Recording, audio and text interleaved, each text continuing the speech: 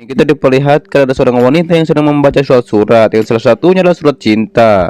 Dan ia pun menjadi kesalahan hal tersebut. Ia pun membaca salah satu surat yang berisi 63 cara untuk membuat rumput ungu untuk alkimia. Ia pun mengatakan tidak heran beberapa hari yang lalu ada yang membeli semua rumput ungu. Kemudian ia pun menyuruh bawahannya mengambil 5 kilo rumput ungu. Tapi Yukang mengatakan kita hanya punya rumput ungu 3 kilo. Lalu wanita itu pun membuat pil dari rumput ungu dan produksinya meningkat 50%. Ia pun membuat pil dari rumput ungu tersebut. Yukang pun langsung saja mencobanya dan ia pun langsung berkultivasi. Diketahui pil ini jauh lebih kuat daripada pil energi kolektor. Kemudian wanita itu menyuruh seseorang mencari rumput ungu lagi. Wanita itu pun langsung saja akan melanjutkan metode keduanya, yaitu mandi menggunakan rumput ungu agar membuat kulit awet muda. Berpindah kepada Nelly dan yang lainnya yang sedang latihan berlari di pagi hari. Nelly pun langsung mengatakan tujuannya berlatih sangat penting untuk kultivasi tingkat tinggi. Lalu ketika mereka akan kembali, tiba-tiba saja di jalan ada yang menanyakan rumput ungu. Diketahui asosiasi alkimia akan memberi 30 koin rumput ungu per kilonya. Nelly pun bertanya, ia memberi rumput ungu untuk siapa? Ia pun memberitahu kemarin ada yang mengirim surat yang berisi 60 metode cara menggunakan rumput ungu. Terlebih lagi kalau rumput tersebut dipakai mandi, itu dapat mempercantik tubuh. Diketahui direktur menggunakannya untuk mandi supaya awet muda. Namun di saat paman tersebut menjelaskan, Nelly dan yang lainnya suruh pergi begitu saja. Kemudian dikatakan oleh Duze harga rumput ungu mahal sekali. Kata Nelly, bukan waktunya untuk menjual dan biarkan informasi ini tersebar terlebih dahulu. Terlebih lagi nanti akan untung besar. Dan benar saja informasi tersebut menyebar sampai ke telinga Ning Er. Diketahui bahkan keluarga keramat pun mau membayar 500 koin iblis per kilonya. Ning Er pun merasa ini pasti ulahnya Nelly. Kemudian terlihat di perpustakaan, Nelly dan yang lainnya pun sangat senang. Dikarenakan kita bisa mendapatkan 3 juta koin iblis. Kata Nelly, ini hanya langkah pertama. Terlihat di situ Nelly baru saja membeli pil tingkat tinggi. Nelly pun langsung saja membagikannya. Ternyata satu tabletnya seharga 6.000 koin iblis. Nelly pun mengatakan tenang saja, dikarenakan kita sudah kaya. Lalu mereka semua pun mulai berkultivasi. Di situ akhirnya Duze pun berhasil mencapai tingkat perunggu. Dan Lau juga bilang ya hampir mencapai tingkat perunggu. Sementara itu Nelly pun mengatakan teknik kultivasinya sangat lambat dibandingkan dengan Duze. Terlihat Nelly pun langsung pergi dikarenakan ia ada janji, yaitu janji bertemu lagi dengan Jiun. Kemudian Nelly pun bertemu kembali dengan Jiun di perpustakaan. Akan tetapi hal tersebut dipantau oleh Chen Yu dan anak buahnya. Chen pun langsung menyuruh anak buahnya bubar dan jangan menghajar Nelly dikarenakan ada Jiun. Terlihat Jiun pun langsung saja mengecek kekuatan jiwanya dengan kristal. Diketahui ternyata Jiun memiliki atribut angin salju, yaitu berbentuk jiwa Ice Phoenix. Terlebih lagi ini bentuk legenda yang sangat kuat. Dikatakan oleh Nelly ketika Ice Phoenix mulai menetas, kecepatan kultivasinya akan meningkat pesat. Lalu Nelly pun bilang ia akan mengajari teknik kultivasi, yaitu teknik 9 putaran Ice Phoenix. Ditambah lagi Nelly pun tidak akan kehilangan Jiun lagi di kehidupan ini. Jiun pun langsung mengatakan teknik tersebut lebih hebat dari teknik keluarganya. Nelly pun memberikan teknik tersebut. Tak lama Chen pun muncul. Nelly pun bertanya kenapa muka Chen begitu asam. Chen mengatakan ia kesini untuk memperingati Nelly bahwa Jiun dan Chen sudah bersama sejak kecil. Bahkan orang tua kami sudah setuju. Chen pun bilang tentang kesukaan Jiun, tapi dikatakan oleh Nelly itu salah. Sebenarnya Jiun itu tak suka dengan pisang. Terlebih lagi Jiun juga suka berpetualang dikarenakan dia selalu melihat jendela. Dikatakan kembali oleh Nelly apa Chen tahu kalau Jiun punya tanda lahir berbentuk kupu-kupu. Sontak saja Jiun pun bilang Nelly mesum dan Jiun pergi begitu saja. Sementara itu Chen mengancam Nelly, tapi Nelly mengatakan Chen hanya keturunan yang tak berguna. Bisa terlihat di situ Nelly mengancam Chen balik. Di sisi lain Jiun pun kesal kepada Nelly. Kenapa ia bisa mengetahui kalau ada tanda lahir di dada milik Jiun? Apakah Nelly mengintip Jiun ketika saat mandi? Tapi tempat tinggal Jiun adalah tempat raja kota. Terlebih lagi penjagaan di situ sangat ketat. Jiun juga bertanya-tanya kenapa Nelly memberikannya teknik 9 burung es. Di malam harinya Jiun pun berkultivasi dengan teknik diberikan oleh Nelly. Jiun pun langsung menjadi heran dikarenakan teknik ini hebat sekali. Namun tetap saja Jiun tak mau memaafkan Nelly dikarenakan Nelly mesum. Esok paginya Nelly sedang berjalan di pasar kota. Dan ia pun bilang Jiun masih marah karena ia tak ada di kelas hari ini. Kemudian Nelly pun masuk ke sebuah tempat yang di situ banyak peralatan. Bisa terlihat di situ Nelly akan membeli baju armor yang cocok untuknya. Nelly pun langsung saja menanyakan harganya pada penjual tersebut. Diketahui itu adalah armor terkuat di level perunggu. Penjual itu mengatakan kekuatan jiwanya di bawah ranking perak mustahil untuk menggunakannya. Diketahui ternyata harganya 500.000 koin emas. Nelly pun langsung saja mengeluarkan 10 kartu. Diketahui setiap kartunya berisikan 500.000 koin emas.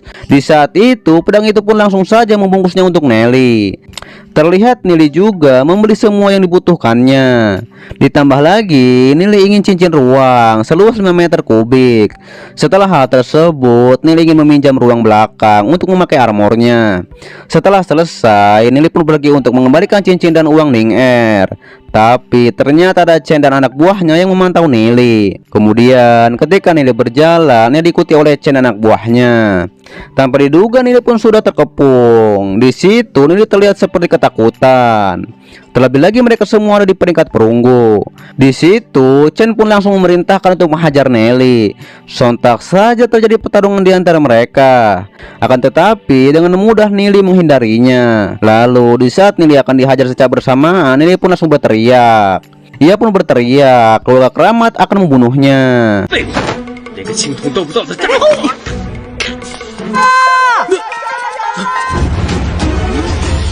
Hal itu pun membuat orang-orang di sekolah datang ke tempat tersebut. Dan benar saja keluarga keramat akan membunuh Nelly. Mereka semua pun mencoba untuk menutup mulut Nelly, tapi justru mereka semua dikalahkan oleh Nelly. Kemudian ketika di hadapan Chen, justru Nelly berpura-pura kesakitan dan bilang keluarga keramat akan membunuhnya. Hal itu pun membuat orang-orang berpikir hal itu benar adanya. Ditambah lagi orang-orang pun kesal dengan keluarga keramat. Mereka pun akan melaporkannya ke kepala sekolah. Terlihat Chen pun langsung saja memerintahkan untuk cepat membunuh Nelly. Tapi lagi-lagi Nelly berhasil mengalahkan mereka semua. Terlebih lagi dengan armor di tubuh Nelly yang membuat tangan mereka menjadi kesakitan. Terjadi kembali pertarungan di antara mereka. Dan terlihat orang-orang di situ tahu wajah asli dari keluarga keramat dikarenakan aksi Nelly tersebut. Terlebih lagi Nelly dikeroyok banyak orang.